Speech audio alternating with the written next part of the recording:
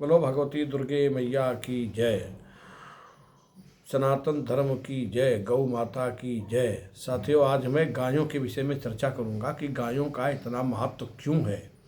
पुराणों में गायों के लिए बहुत कुछ कहा गया है कि गाय वो है जो वैतरणी नदी को भी पार करने में समर्थ है और जीव का उद्धार कर देती है। तो गायों में ऐसा क्या है, गायों की क्या विशेषता है जिसके कारण हम लोग गायों को इतना मानते हैं।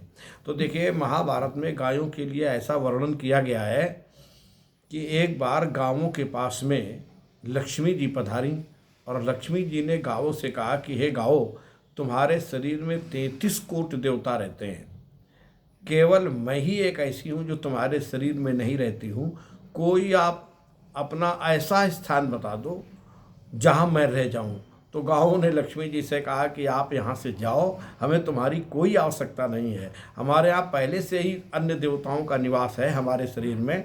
तो उस समय लक्ष्मी जी ने कहा, देखो ऐसा है, मेरा तिरस्कार न करो, मैं कोई ऐसी वैसी नहीं हूँ, मैं त्रिदेवों में एक देवी हूँ। इसलिए जो तुम्हारा सबसे निकृष्ट स्थान हो आप मुझे उसमें बता दो, मेरा निवास उसमें हो जाए।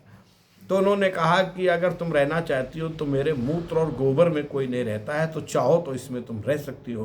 तो लक्ष्मी जी ने कहा, ये मेरा सौभाग्य है कि गाय के मूत्र और गोबर में मेरे को रहने को मिलेगा। ऐसा विचार करते हुए लक्ष्मी जी गाय के मूत्र और गोबर में उन्होंने अपना निवास बनाया। इसीलिए गाय के गोबर के लीपने से घर में लक्ष्मी आती है।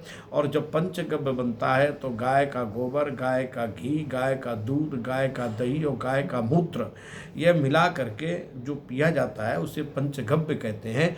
और ये व्यक्ति के जीवन को पवित्र कर देता है। तो हमारे जीवन में गायों का बहुत बड़ा महत्व है।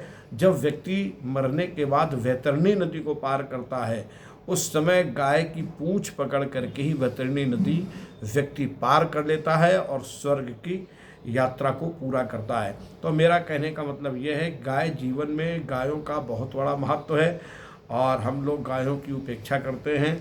और गाय मरने के पहले और मरने के बाद दोनों स्थिति में हमारे जीवन में उद्धार करती है। इसलिए साथियों, आज इसी शब्दों के साथ में मैं अपनी वाणी को विराम करूंगा।